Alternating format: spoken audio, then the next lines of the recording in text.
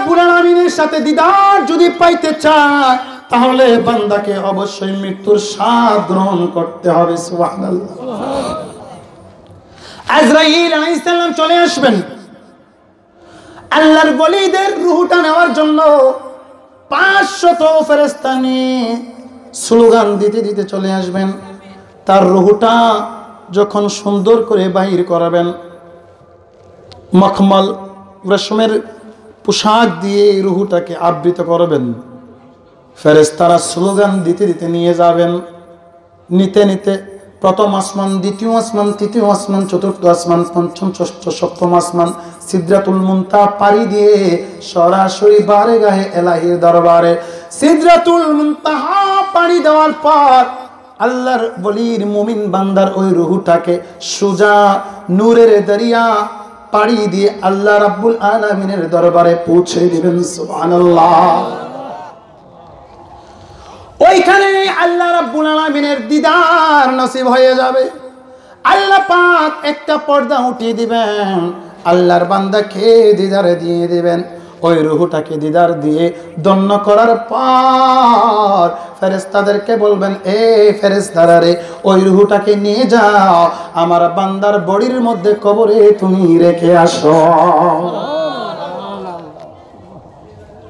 হায়, কবরে রেখে আস। কবরে রেখে আসার পূর্বে মৃত্যু ব্যক্তি সে অনুভব করতে থাকবে তার দেহটাকে তার বাড়ির লোকজন দরাদরি করে ঘর থেকে বাহির করলেন। একটা কালো কাপড়ের বেষ্টনী দিয়ে তাকে দৌত করালেন, গোসল করালেন, কাফন দাফন পরিয়ে জানাজার জন্য নিয়ে যাচ্ছেন। মৃত ব্যক্তিটা সব মানুষের চেহারা দেখতেছে, সকলের কথাগুলো শুনতেছে, আওয়াজগুলো শুনতেছে, কিন্তু নিজে কাউকে কোনো কথা শোনানোর মতো ব্যবস্থা থাকবে। রুহুটা এই কাফন এবং বুড়ির মাঝখানে চলে আসবে। বাবা, কবরের মধ্যে নিয়ে যাওয়া হবে। কবরে যখন নামাবে, মিনহা খালাকনাকুম ওয়া ফিহা নুঈদুকুম ওয়া মিনহা নুখরিজুকুম তারাতান উখরা। এ বান্দা, তোমাকে মাটি থেকে সৃষ্টি করা হয়েছে, এই মাটিতে তোমাকে রাখা হবে, এই মাটিতে তুমি মিশে যাইবা, এই মাটি থেকে তোমাকে পুনরায় উত্থাপন করা হবে। সুবহানাল্লাহ। বিসমিল্লাহে ওয়া আলা মিল্লাতি রাসূলিল্লাহ বলে তোমাকে কবরে রাখা হবে। মুমিন বান্দার কবরটা যখন দাফন কাফন করিয়া সবাই চলে আসবে, মুনকার নাকির সওয়াল জবাবের জন্য উপস্থিত হয়ে যাবে। কবরের মধ্যে সওয়াল হবে কয়টা? কথা বলেন কয়টা? হাদিস শরীফের মধ্যে 3টার কথা এসেছে, কিন্তু ফাইনাল হাদিসে ফাইনাল প্রশ্ন হবে একটা। যদিও প্রশ্ন 3টা, কিন্তু ফাইনাল প্রশ্ন কয়টা? প্রথম প্রশ্ন, মান রাব্বুকা, তোমার রবকে, তোমার প্রভুকে। মুমিন বান্দা বলবে রব্বি আল্লাহ, আমার রব, আমার প্রভু হচ্ছে। কথা বলেন কে? আওয়াজ করবেন না কে? যখন রব্বি আল্লাহ বলে ফেলবেন, প্রথম প্রশ্নে আপনি জবাব দিয়ে দিবেন, আপনি পাশ করে ফেলেছেন।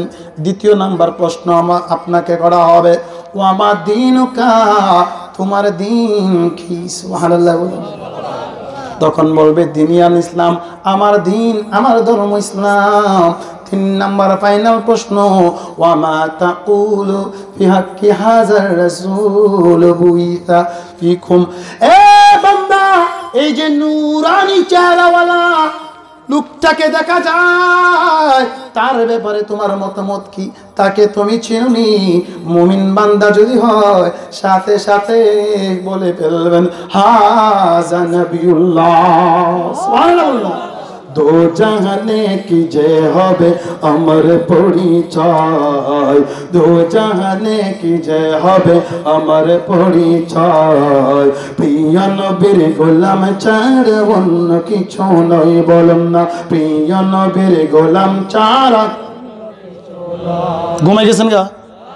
তো প্রিয় নবীর গোলাম ছাড়া অন্য কিছু নয়, এই কথাটা কইতে তো কাল লাগতো কিনলে কি বাবা? সবাই বলুন প্রিয় নবীর গোলাম ছাড়া, এই আওয়াজ না, প্রিয় নবীর গোলাম ছাড়া। ভাগ্য যদি প্রসন্ন হয় নবীর গোলামি, নূর নবীজির গোলাম হওয়া রাজার চেয়েও দামি। সুবহানাল্লাহ।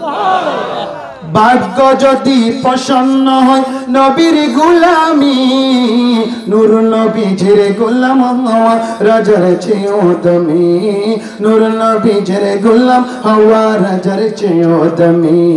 যার সম্মানে সব ফেরেশতা সিজদানত হয়, যার সম্মানে সব ফেরেশতা সিজদারত হয়। প্রিয় নবীর বলেন না, প্রিয় নবীর গোলাম ছাড়া দো জাহানে কি যে হবে আমার পরিচয়। প্রিয় নবীর গোলাম ছাড়া, প্রিয় নবীর গোলাম ছাড়া। দেখেন আমাদের দুনিয়ায় একটা সিস্টেমটা কি? যদি স্বাভাবিক আমরা আমাদের যে প্রশাসনিক বিষয় আছে যদি বলতে চাই, আপনি যদি চেয়ারম্যানের সাথে সাক্ষাৎ করতে চান, দেখা করতে চান, তাহলে আপনি প্রথমে যোগাযোগ করবেন কার সাথে? কার সাথে গো? কথা বলেন। মেম্বারের সাথে। মেম্বারের সাথে, ঠিক কি না? এটা হচ্ছে প্রটোকল, নিয়ম, সিস্টেম। প্রথমে নিচে থেকে উপরের দিকে, তাই না? নাকি উপর থেকে নিচে? মেম্বারের সাথে দেখা করতে গেলে প্রথমে কি চেয়ারম্যানের সাথে দেখা করে আইবেন না মেম্বারের সাথে দেখা করে চেয়ারম্যানের সাথে? এটা সিস্টেম, পদ্ধতি। কিন্তু বান্দার রুহুটা প্রথমে কবরে না নিয়ে সোজা নিয়ে গেছি কোথায়? আল্লাহ পাকের কাছে, আরশে আজিমে। সুবহানাল্লাহ। আল্লাহ পাকের সাথে আল্লাহর দিদারের পরে কবরে পাঠিয়েছেন, ওইখানে আমার নবীজির দিদার। সুবহানাল্লাহ। কথা বলেন তো, আল্লাহর দিদারের মর্যাদা কম না বেশি? এটাকে চিন্তা করার কোনো দরকার আছে? দেরি কি বলা যায়? হ্যাঁ, এখানে ব্যাপার হচ্ছে আল্লাহ পাকের মাকাম, আল্লাহর দরবার, আমার নবীর দরবার।